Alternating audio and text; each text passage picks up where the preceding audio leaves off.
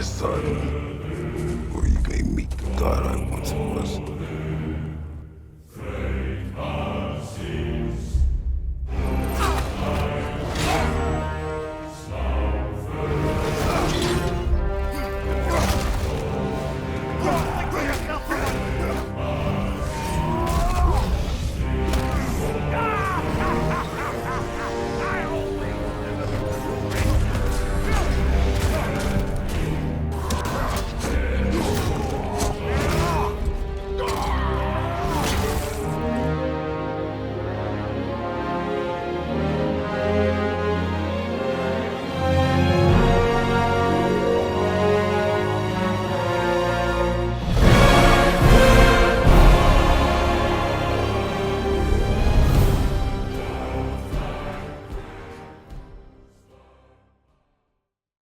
God of War 2018 is one of the best games we received in the last decade or so, a reboot of a beloved series that offered a completely different experience to the older titles. It focused much more on storytelling, character development and a reworked combat system. It's a game that won the Game of the Year award over Red Dead Redemption 2, a game that I believe is an all-time great. God of War told a compelling story about the relationship of father and son and how that relationship evolved throughout the game. It was filled with emotion, surprises and a finale that led perfectly into the next game. It set a foundation for a great sequel. You couldn't ask for a better foundation to build on if you tried. And although I enjoyed God of War Ragnarok, it had some issues that ultimately made my time with it less enjoyable than I had hoped for.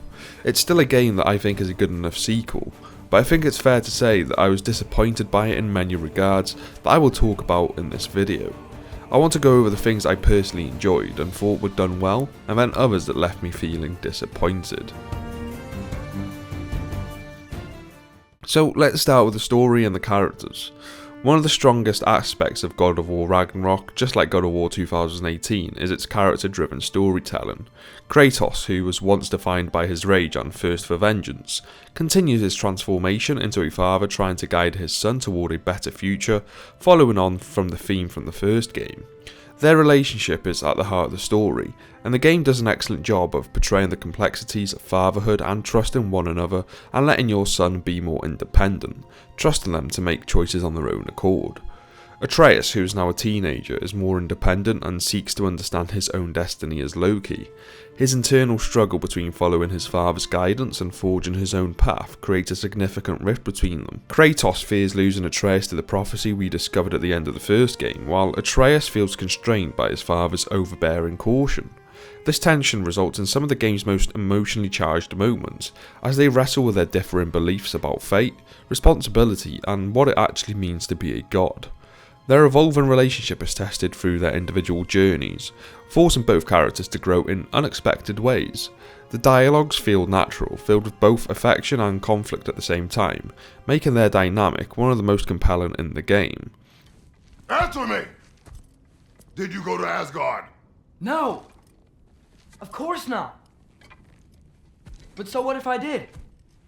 It's my future, it's my life. You are my son! Then why don't you trust me? If you want me to trust you, then tell me the truth. The truth is you're being a complete asshole! Laddie, you know that's no way to change a man's mind. He doesn't have any faith in me! And all of those things are amplified by outstanding performances from both Christopher Judge and Sonya Soljic, who do a brilliant job yet again. Kratos' growth is particularly significant as he transitions from a god of war known for destruction to a leader who must embrace wisdom and restraint. His journey is shaped by his past experiences, and the game does an excellent job of showing his internal struggle. The moments where Kratos contemplates his role, such as conversations with Mimir and his visions of a possible future, are some of the most thought-provoking and poignant in the game. He is no longer simply a warrior, he is a father, a mentor, and by the end of the game an individual who finally finds peace in who he is and his own identity. The decision to show Kratos grappling with his reputation, particularly in the prophecy that suggests he will become a revered figure, adds layers to his character. By the end of the game he is seen as a god of hope and no longer a god of war. Atreus' arc is just as significant as he struggles to define himself beyond his father's expectations. Unlike Kratos, who is reluctant to embrace change, Atreus actively seeks it. leading to compelling moments between the two characters. His time spent away from Kratos, particularly his journey with Angrboda, is instrumental in his character growth, although I will say that the Ironwood section of this game felt like it was unnecessarily long. I understand that it served a role to expand on the story, I just felt like it could have been cut short and still served its purpose, especially when you consider some other major parts of the story seemed rather short compared to Ironwood. But he learns that his role as Loki is not necessarily one of destruction, but of potential.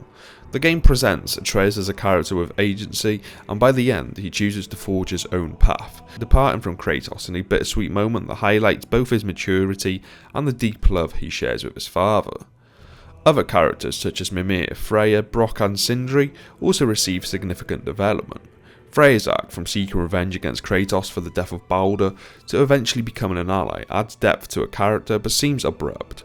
Her interactions with Kratos are filled with tension and reluctant understanding, making her one of the most dynamic characters in the game. The way she gradually overcomes her grief and rage, choosing to stand beside Kratos rather than against him, was one of my favourite developments in the game.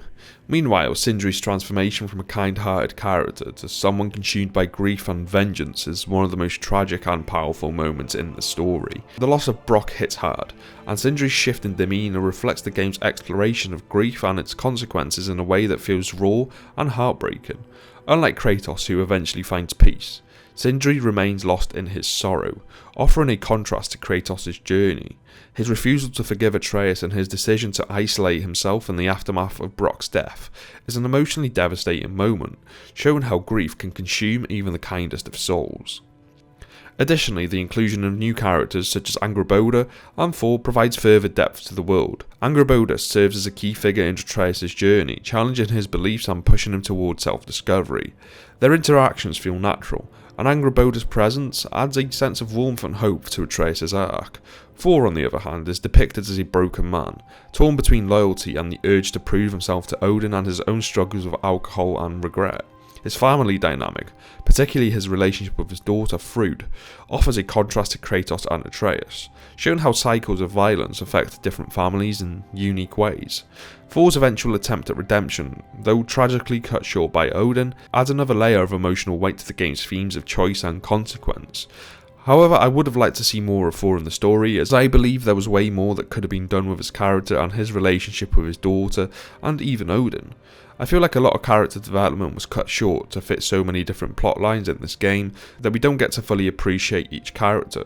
I've seen this said before, but this game feels like it should have been a trilogy with the second game fleshing out all these new characters, and the third one bringing Ragnarok in the big finale. Odin serves as the primary antagonist, embodying a complex and manipulative figure deeply entrenched in Norse mythology. Unlike his traditional depictions as a wise and noble god, Odin in Ragnarok is portrayed as a cunning, ruthless and power-hungry ruler who will go to any lengths to prevent his prophesied downfall.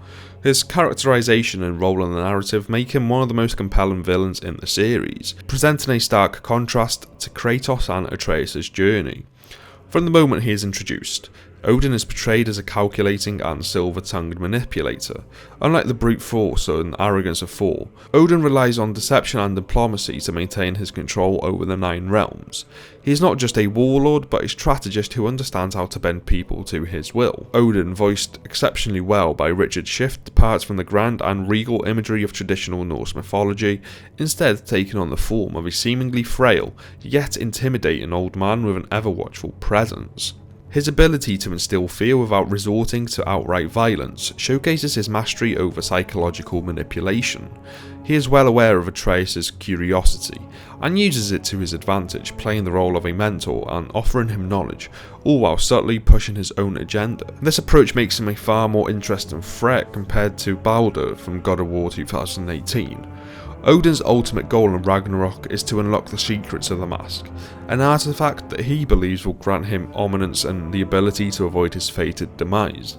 Unlike Kratos, who has learned to let go of his past and embrace the unknown, Odin is obsessed with controlling fate and ensuring his own survival.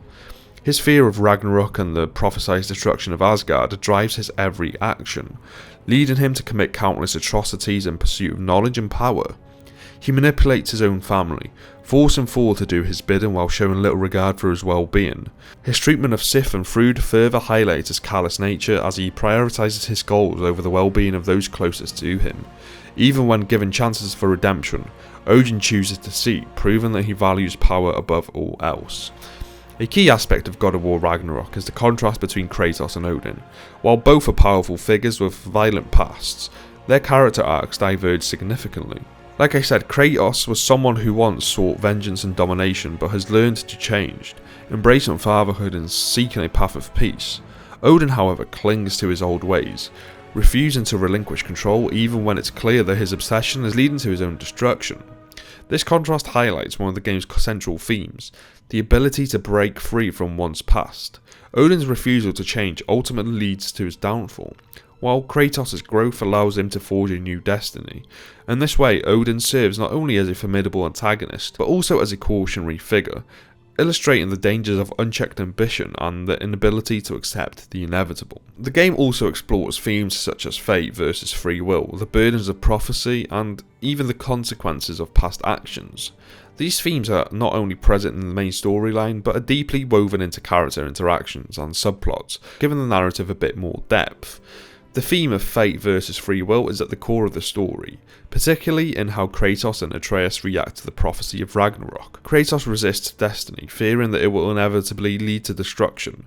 Atreus, however, is more open to the idea of embracing his foretold role as Loki, believing that he can use his knowledge of the prophecy to make a difference. Their conflicting approaches to fate drive much of the tension between them. This idea is reinforced by Odin, like I said, who obsessively seeks knowledge to manipulate fate in his own favour. Unlike Kratos, who wishes to break free from his past, Odin is consumed by his need of control, leading to his downfall. The game also delves deeply into cycles of violence and breaking free from the past. Kratos, who once lived for war and revenge, has grown into a man who actively seeks to avoid conflict. His journey in Ragnarok is about proving that he can be more than the sum of his past mistakes, that he can be a protector rather than a destroyer.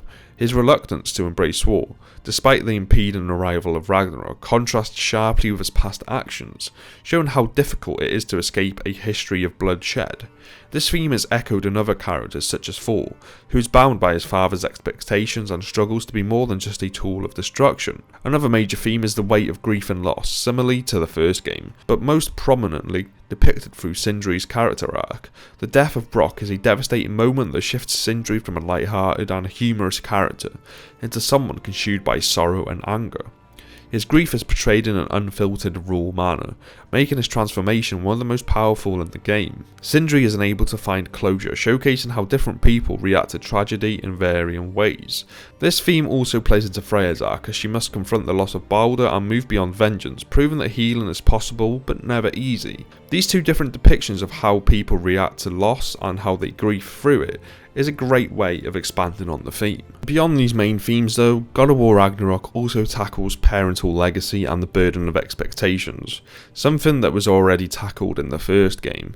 Kratos wrestles with the fear that Atreus will follow in his violent footsteps, while Odin's control over Thor mirrors the toxicity of inherited expectations. The different father-son dynamics highlight how parental influence can shape a child's destiny, for better or worse.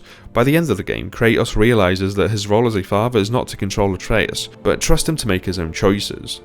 These deeply interwoven themes make Ragnarok a narrative that not only tells an epic story, but also invites players to reflect on complex and emotional ideas. The game does not offer simple answers, but instead presents a nuanced exploration of fate, redemption, and personal growth. So now let's talk about some of the things I didn't like in the story. While the game excels in many narrative aspects, its pacing can be inconsistent. The first half of the game takes its time setting up character arcs and exploring the various realms, which can feel slow compared to the urgency of the main plot. Some sections, like Atreus' solo missions in Jotunheim and Asgard, provide important context, but can feel like they drag on longer than necessary, especially the Ironwood section, which I've already mentioned. This imbalance makes certain stretches of the game feel sluggish. In fact, the final act, including Ragnarok itself, feels somewhat rushed. The actual battle against Odin and the destruction of Asgard happen quickly, leaving little time for the weight of the conflict to sink in. The game spends hours slowly building up the tension, allowing players to form attachments to characters and immerse themselves in the world.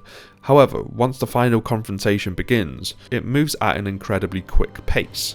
Odin's defeat, while satisfying in some ways, does not leave enough time for reflection or resolution. The emotional impact of the war and the destruction of Asgard, and the consequences of God's actions are not explored in as much depth as they could have been. Additionally, certain side quests and optional areas contain important character moments, yet they are easy to miss because they are not integrated into the main story. This creates an uneven experience where players who focus on the main quest might miss significant emotional payoffs that add context to the overall narrative. Freya's transition from an enemy to an ally, while well written, happens relatively quickly. More time spent fleshing out her change of heart could have made her alliance with Kratos feel more earned. Similarly, Atreus' time away from Kratos, particularly in Asgard, is crucial for his development, but the amount of time spent in these segments may feel excessive. It creates an imbalance where the player might feel disengaged from Kratos' journey for too long before the story brings them back together. Certain characters feel underused or lack satisfying conclusions. For example, Thor's arc is interesting, showing him as a broken god, struggling with his past.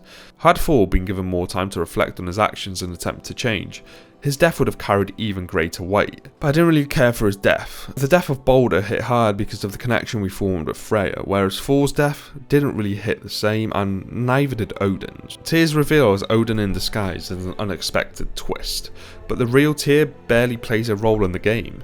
This is a missed opportunity as his presence could have added more depth to the themes of leadership and rebellion. A more active role for Tyr in the final act could have proved additional layers to the game's exploration of different leadership styles and the cost of war. The reveal of real Tyr being alive at the end of the game feels like an afterthought rather than a fully developed narrative thread. More time developing these side characters could have added additional weight to the story, and this is why I said that the second game could have been used to flesh out all of these new characters that have been added in. Instead, it feels like it was all rushed and all of these plot lines and additional characters were put together just so they could fit all of this into one game.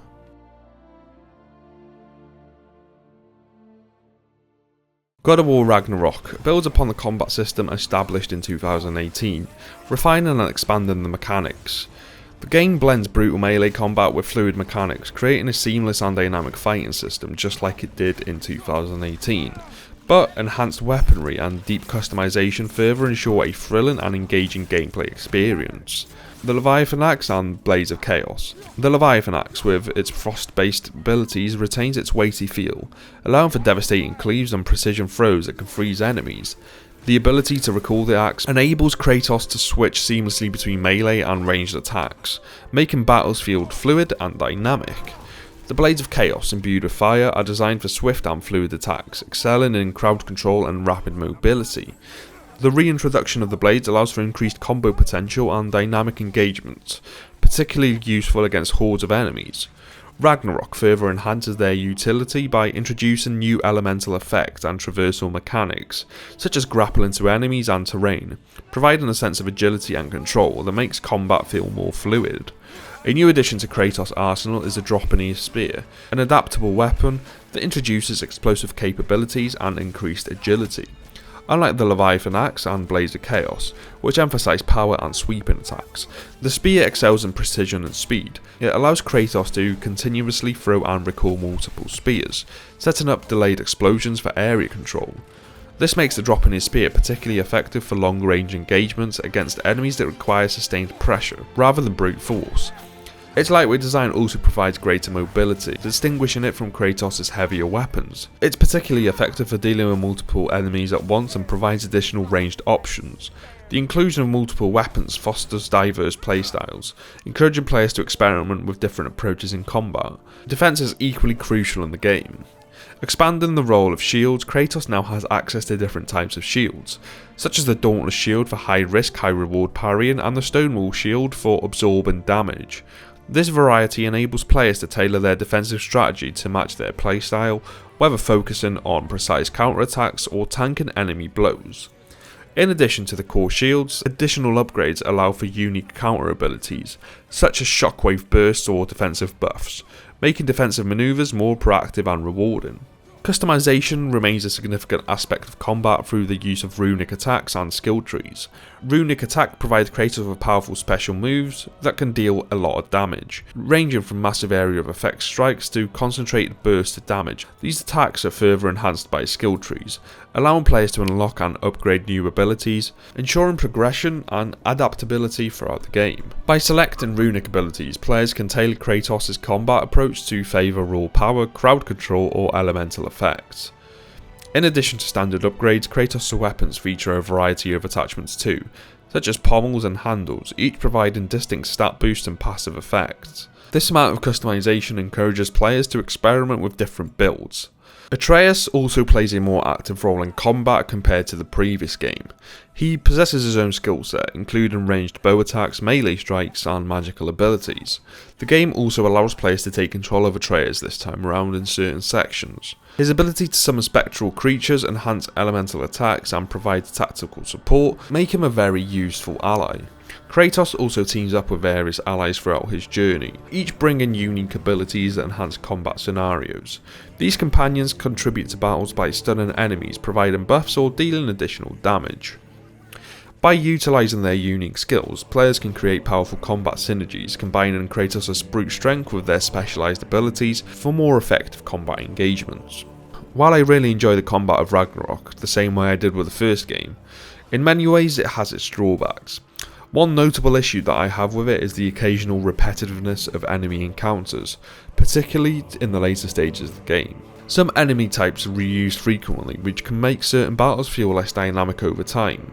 Additionally, the game's camera can sometimes feel restrictive, especially in fights where multiple enemies attack from different angles, making it difficult to track all these threats effectively. Another issue is the tendency for some combat encounters to feel overly chaotic. With numerous enemies attacking at the same time, visual clarity can suffer, making it difficult to react appropriately. This is made worse by the lock-on system, which can occasionally feel unresponsive or fail to prioritise the most immediate threats. And honestly, I found myself not really using the lock-on system unless I was fighting in boss fights. The pacing of certain combat sections can also be an issue. Some battles feel drawn out due to enemies with large health pools, which may lead to occasional moments where you feel like you've been fighting this boss for a good 20 minutes. Additionally, some late game encounters introduce difficulty spikes that feel more frustrating than rewarding, relying on attrition rather than skillful play, especially when played on the higher difficulty. Furthermore, while the inclusion of multiple weapons and abilities is a highlight and is something that I welcome, the sheer number of options can be overwhelming for some players, requiring significant time to master all mechanics effectively. Some players may find themselves relying too heavily on certain moves or weapons rather than fully exploring the depth of the combat system. But this is just a personal opinion, and I think you can also look at it from the perspective that the game offers a combat system that players can actually master. But despite these issues, God of War still delivers an exceptional combat system that I really enjoy. So for me, God of War Ragnarok is a paradox. A brilliant disappointment, like the title of this video states. It builds on the foundation of its predecessor, delivering a visually stunning and emotionally gripping narrative, yet it stumbles under the weight of its own ambition. The game excels in storytelling, character development and world building, but it struggles with pacing, having too many plot lines and character arcs change that just don't feel as fleshed out as they would if this was made to a trilogy. And it also struggles with the impact of the main event, Ragnarok. On the brilliant side, Ragnarok offers an unparalleled emotional depth in its storytelling. Kratos and Atreus continue their journey with even greater nuance, exploring themes of destiny, free will and redemption. The performances, particularly from Christopher Judge and Sonya Soldier, elevate the narrative to a cinematic level. The supporting cast, including Odin and Thor, are reimagined with fresh complexity, making them some of the most compelling characters in the series. Visually, the game is breathtaking, just as the first game, showcasing 9 beautifully realised realms that feel more alive and immersive than ever. However, Ragnarok disappoints in ways that are difficult to ignore. The much anticipated final battle with Asgardian forces feels underwhelming compared to the emotional weight the game builds up. The spectacle of Ragnarok itself, a cataclysmic event meant to reshape the 9 realms, lacks the grandeur and lasting consequences expected from such an apocalyptic moment. Instead of feeling like an earth-shattering war, It plays out as a series of linear battles, culminating in a rushed and anticlimactic resolution. Gameplay, while refined, does not significantly differ from God of War 2018. And I'm not saying that it has to. The combat system remains satisfying, but many of its mechanics feel overly familiar rather than revolutionary. The pacing of the game can be inconsistent, with certain sections, especially the ones where you play as Atreus, disrupting the momentum rather than enhancing it. While side content is rich and rewarding, it sometimes distracts from the core narrative rather than complementing it. Ultimately, God of War Ragnarok is a brilliant disappointment because although it does a lot of things well, it fails to fully deliver on the scale and impact of its central premise. It's a fantastic game that I still enjoy and I would rate probably an 8.5 out of 10, but it's a game that leaves a lingering sense of what could have been. Despite its flaws, it remains an experience that's worth playing, but one that doesn't quite live up to the foundation itself back in 2018.